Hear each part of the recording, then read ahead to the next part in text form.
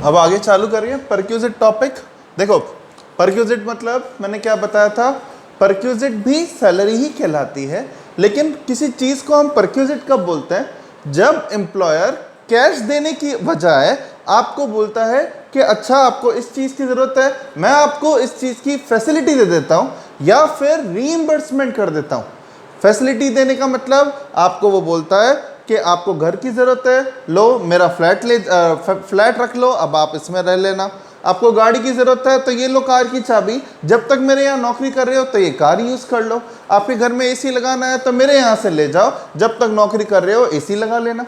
ठीक है, तो ये तो ही फैसिलिटी। और रीइंबर्समेंट मतलब कि भाई आप कहीं घूमने गए और आपके घूमने का पैसा एम्प्लॉयर ने कहा एक बार आप दे देना फिर मेरे से ले जाना, तो वो भी रीइंबर्समेंट होता है।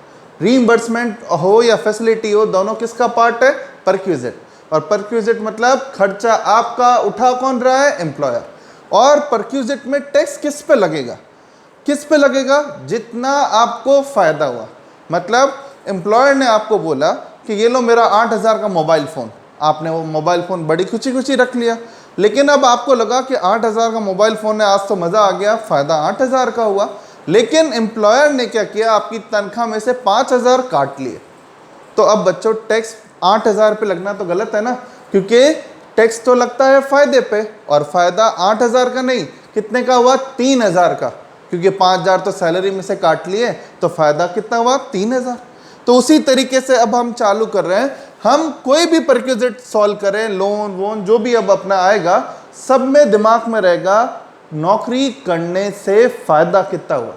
मैं बार बार इस चीज़ को इसलिए रिपीट करता हूं ताकि क्वेश्चन सॉल्व करते हुए ये कंसेप्ट दिमाग में रहेगा, तो क्वेश्चन करने में इंटरेस्ट भी आएगा और समझ में भी आएगा कि हम ये सब कुछ कर क्यों रहे। तो एक परक्यूजिट है आपका लोन फैसिलिटी। अब ये लोन फैसिलिटी क्या बच्चों, समझो क्या हुआ, एक एम्प्लॉय था, पैसों की ज़रूरत पड़ी, 5 लाख रुपए की ज़रूरत पड़ी। 5 लाख के लिए वो एक बैंक में गया, बैंक वाले ने कहा ठीक है लोन दे देंगे, 5 लाख का लोन है, 10% इंटरेस्ट लेंगे। तो उसने हिसाब लगाया कि भाई 5 लाख का 10% साल का 50,000 रुपये इंटरेस्ट देना है। फिर उसने सोचा बैंक से लोन तो मिल ही जाएगा, एक बार एम्प्लॉयर से जाकर पूछते हैं। एम्प्लॉयर के पास गया और बोला सर 5 लाख की ज़रूरत है, क्या आप मुझे लोन दे सकते हो। तो एम्प्लॉयर ने कहा ठीक है दे दूंगा, और इंटरेस्ट 4% लूँगा। तो अब एम्प्लॉय क्या सोचेगा कि 4% ही क्यों। तो एम्प्लॉयर ने कहा मेरे यहाँ जो जॉब करेगा उसे कुछ तो फ़ायदा दूँ। तो अब मेरा क्वेश्चन आप लोगों के सामने है बच्चों, उससे नौकरी करने से फ़ायदा कितना हुआ। बैंक 10% दे रही थी, एम्प्लॉयर 4% ले रहा है, तो फ़ायदा कितने का हुआ, 6% बच गया ना। ये 6% किस पे बचा, लोन अमाउंट पे। लोन अमाउंट कितना है, 5 लाख। 5 लाख का 6% कितना होता है बच्चों, साल का 30,000 रुपये।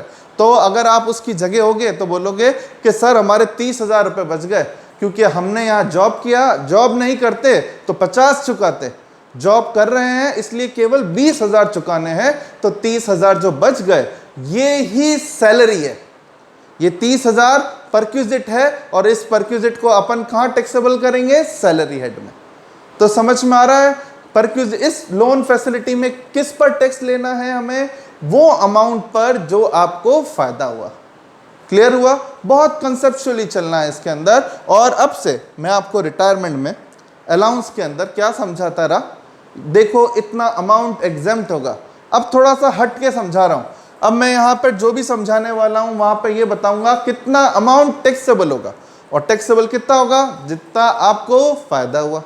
क्लियर हो रहा है बच्चों। तो चलो समझते हैं लोन फैसिलिटी। अभी मैंने आपको एग्जांपल दिया ना, ये लोन फैसिलिटी मतलब अगर एग्जाम में लिखा हुआ है कि एम्प्लॉयर ने एम्प्लॉय को लोन दिया जिस पर इंटरेस्ट रेट कम ले रहा है, तो आपको फायदा हो रहा है, और वो फायदे पे गवर्नमेंट को क्या चाहिए, टैक्स। तो कितना फायदा हुआ उसे निकालने के लिए क्या करना पड़ेगा, एक फॉर्मूला लगाना पड़ेगा, P into R into T, principal into rate into time करके हम निकाल लेंगे कि हमें कितना फायदा हुआ। समझ में आया कि भाई इतना लोन दिया, इस रेट पे दिया, इतना फायदा किया रेट में, और इतने टाइम के लिए दिया। समझ में आ रहा है, ठीक है। अभी आपने ये जो मैंने क्वेश्चन दिया था 30,000 रुपये अभी जो निकाला, कैसे पता चला फायदा कितना हुआ 30,000। आपने क्या किया कि लोन कितना है 5 लाख, फायदा कितना हो रहा है, बैंक वाला दे रहा है 10, एम्प्लॉयर दे रहा है 4, तो फिर इस केस में फायदा कितना हुआ 6। तो यहाँ रेट की जगह आ जाएगा 6, प्रिंसिपल की जगह आ जाएगा 5, और कितने साल के दिया, फॉर एग्जाम्पल 1 साल के लिए दिया, तो यहाँ टाइम में क्या आ जाएगा 1। तो देख लो 5 लाख इंटू 6 इंटू 1, आंसर आएगा 30,000। समझ में आ रहा है? ये आपको अपनी नोटबुक में नोट भी करना होगा, ये पूरा ये जो थ्योरी पोर्शन है। अब इसको समझो प्लीज। तो टैक्सेबल अमाउंट कैसे निकाला जाता है, जैसे ही एग्जाम में आए कि लोन दिया गया है एम्प्लॉयर द्वारा सस्ती रेट पर, तो आप समझ जाना ये तो परक्यूजिट है, और परक्यूजिट में कैसे निकालेंगे कितना फायदा हुआ, principal into rate into time. Principal माने जो लोन दिया, रेट माने जितना रेट में फायदा हुआ। हमारा काम क्या निकालना है, फायदा, तो रेट में वो रेट आएगी जितने का आपको फायदा मिला, और टाइम क्या होगा, प्रीवियस ईयर, क्योंकि हमें तो इनकम कौन से साल की निकालनी होती है, प्रीवियस ईयर। तो देखो यहाँ पे सब क्लियर लिखा हुआ है। प्रिंसिपल को समझो, बहुत इंपॉर्टेंट पॉइंट है। प्रिंसिपल की लैंग्वेज है आउटस्टैंडिंग लोन। आउटस्टैंडिंग मतलब होता है जितना बाकी है एट द एंड किसके, ऑफ ईच मंथ। समझ में आ रहा है क्या मतलब हुआ? जैसे कि मुझे अप्रैल में लोन मिला, मेरे पॉइंट को ढंग से समझना। 1 अप्रैल को मैंने लोन लिया 7 लाख का एम्प्लॉयर से। अप्रैल की आखिरी तारीख को मैंने लाख रुपए एम्प्लॉयर को चुका दिए। तो अब बात आती है अप्रैल का इंटरेस्ट किस पे लगेगा। लैंग्वेज क्या कहती है बच्चों, at the end of each month. And इसका मतलब अप्रैल की आखिरी तारीख को 7 लाख लोन लिया था, 1 लाख मैंने अप्रैल में चुका दिया, तो आखिरी तारीख को कितने बचे हुए रहे, 6 लाख। तो इंटरेस्ट जो होगा वो 7 लाख पे नहीं 6 लाख पे होगा। समझ में आ रहा है? यही अगर प्रैक्टिकल लाइफ का क्वेश्चन होता तो क्या बोलते कि सर 1 अप्रैल को तो 7 लाख रुपए लोन लिया ना, तो इंटरेस्ट किस पे लगना चाहिए, 7 पे। प्रैक्टिकल लाइफ के हिसाब से सही है, लेकिन हमारे टेक्स्ट के अंदर लैंग्वेज है एंड।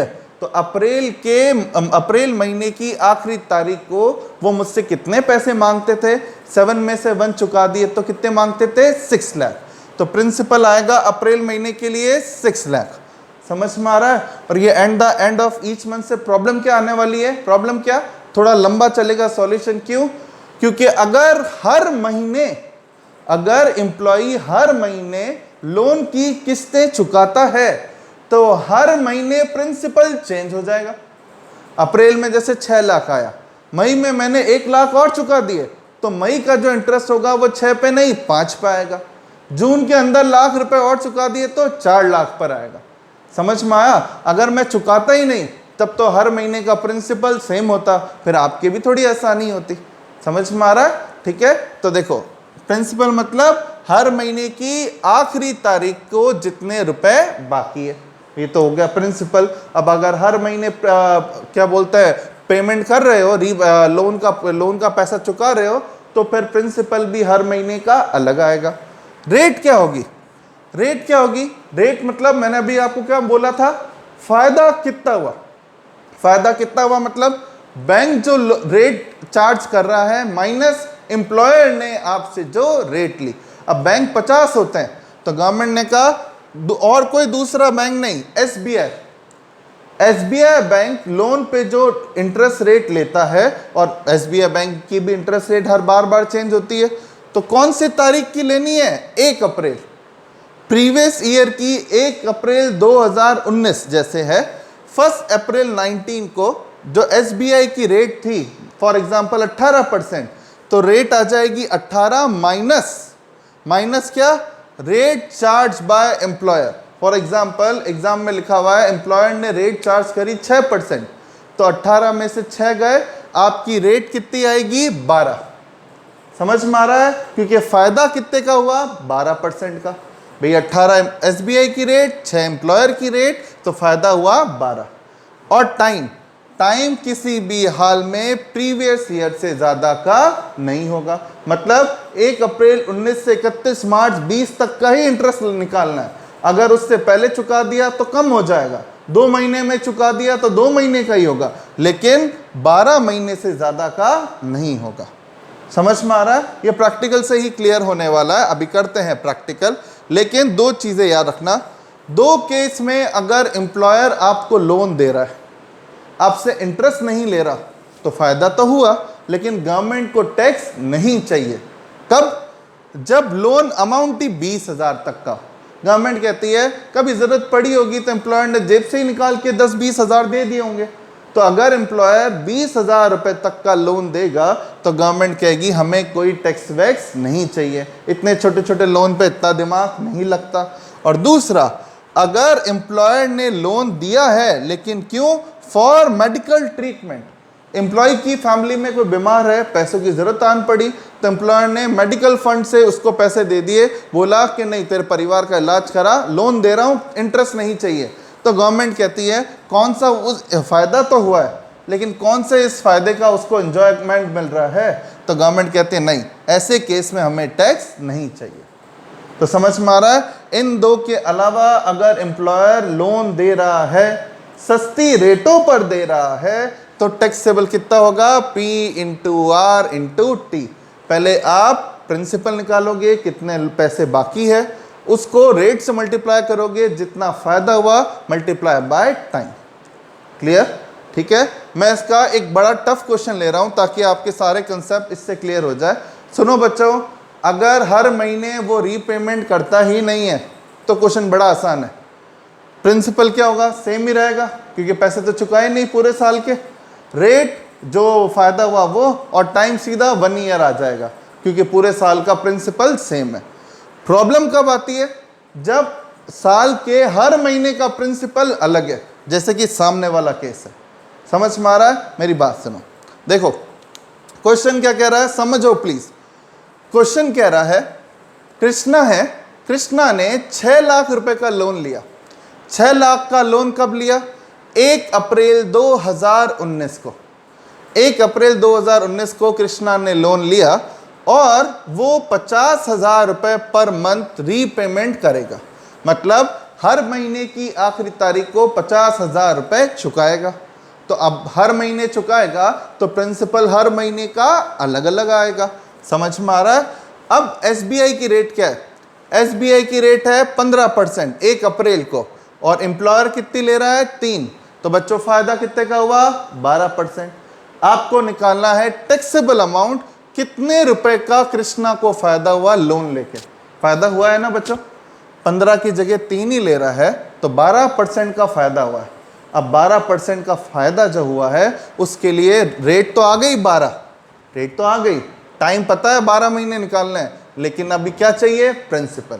और प्रिंसिपल की प्रॉब्लम क्या है? हर महीने रीपेमेंट हो रहा है तो हर महीने प्रिंसिपल अलग आएगा। जैसे कि अप्रैल महीने का प्रिंसिपल प्रैक्टिकल लाइफ में 6 लाख आना था, यहां मैंने क्या लिखा है? 5.5। क्यों लिखा? 6 लाख में से 50,000 महीने की आखिरी तारीख को चुका दिए, तो अप्रैल का जो इंटरेस्ट होगा वो 5.5 पे होगा, मई का 5 पे, फिर 50,000 देखो हर महीने में घटाता जा रहा हूं। समझ में आ रहा है ना? क्योंकि हर महीने अगर वो चुकाएगा तो हर महीने का प्रिंसिपल अलग अलग आएगा। और निकालते निकालते देखो फरवरी का प्रिंसिपल कितना बचा? 50, और मार्च का बचा ही नहीं। क्यों नहीं बचा? क्योंकि फरवरी के अंदर ही लोन पीरियड खत्म हो गया। मार्च के महीने का कोई इंटरेस्ट नहीं लगेगा। ये समझ में आया ना बच्चों? 50,000 रुपये कैसे लेस हुए? हर महीने अगर आप 50,000 चुकाओगे तो उस महीने की आखिरी तारीख को भी अगर आपने चुकाया तो वो लोन में से कम होता चला जाएगा। ठीक है, तो ये आया हर महीने का प्रिंसिपल। अब बच्चों अगर अपन के पास बहुत टाइम है तो क्या करो? ये प्रिंसिपल इंटू रेट पता ही है, 15 में से 3 गए 12, इंटू टाइम। एक महीने का क्या होगा? अप्रैल महीना 1/12। ये 1/12 में जब मैं क्लासरूम्स में सब बच्चे बैठे होते थे कि सर 1/12 क्यों किया? तो बच्चों मेरी बात सुनो, ये जो 12% 15% रेट है ये है पर एनम है, तो मतलब साल की है ना। और अप्रैल महीने का इंटरेस्ट निकालना है, वो तो है 1 महीना, तो 1 महीने का इंटरेस्ट निकालना है, तो इसको फिर कन्वर्ट करने के लिए 1/12 किया है मैंने। क्लियर? तो अप्रैल महीने का फायदा कैसा आएगा? Principal into rate into time. मई का भी प्रिंसिपल रेट तो वही रहेगी, फायदा तो हर महीने का सेम ही रहेगा, और टाइम 1/12। तो अप्रैल से लेकर फरवरी तक यही करते जाओ, इतना टाइम कहाँ है अपने पास। तो अब इस केस में एक काम कर सकते हैं बच्चों, प्रिंसिपल, रेट और टाइम, तीन चीजों में रेट और टाइम हर महीने कॉमन है। तो स्कूल में खूब पढ़ा है x plus Y plus X plus Y Z, तो अगर ऐसा कॉमन कॉमन निकलता है ना, जैसे X Y plus X Y Z, तो दोनों में कॉमन क्या है, एक्स वाई, तो एक्स वाई को कॉमन ले लो। तो अपन ने क्या किया, रेट और टाइम को कॉमन ले लिया, क्योंकि सब जगह सेम है, तो रेट और टाइम तो सब में सेम है। तो क्या करो बच्चों, ये जो प्रिंसिपल हर महीने का अलग अलग आएगा, इसको एक बार में ही जोड़ लो और फिर रेट इनटू टाइम कर देना। जैसे स्कूल में क्या करते थे, जो चीज़ कॉमन होती थी उसको हटा लेते और जो कॉमन नहीं है उन सबको जोड़ लेते, फिर उसे जो कॉमन चीज़ है उससे मल्टीप्लाई कर लेते। समझ में आया? तो ये चीज़ थोड़ी इजी हो जाएगी बजाय हर महीने का अलग अलग सॉल्व करने में। तो मैंने क्या किया, हर महीने का अलग अलग प्रिंसिपल, ये फटाफट आपको रफ में लिखना पड़ेगा और फिर टोटल करेंगे। टोटल के अंदर देखो, अब इसके अंदर लास्ट के 4 जीरो तो सब जगह कॉमन है, तो फटाफट करना, 55 प्लस 50, 105 प्लस 45, 150, 190, 225, 255, 280, 300, 315, 325, सब 330, तो ऐसे फटाफट आ जाएगा।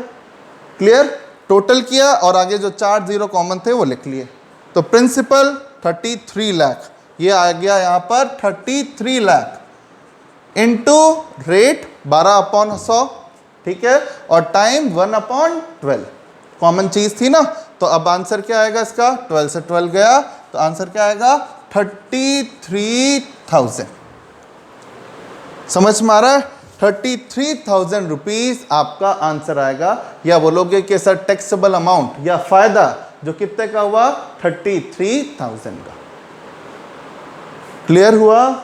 ठीक है, बिना हाथ से किए निकाले समझ में नहीं आता, तो इसको समझो। और अगर ऐसा होता कि भाई 6-6 महीने से चुकाता है, तो फिर अपन इंटरेस्ट 6-6 महीने का अलग अलग निकाल लेते, ठीक है, क्योंकि फिर 6 महीने का प्रिंसिपल सेम रहता। क्लियर? लेकिन इससे टफ आएगा नहीं, ये समझ में आ गया तो बाकी सब क्लियर है। ठीक है, चलो इसको समझो, फिर नेक्स्ट परक्यूजिट करते हैं।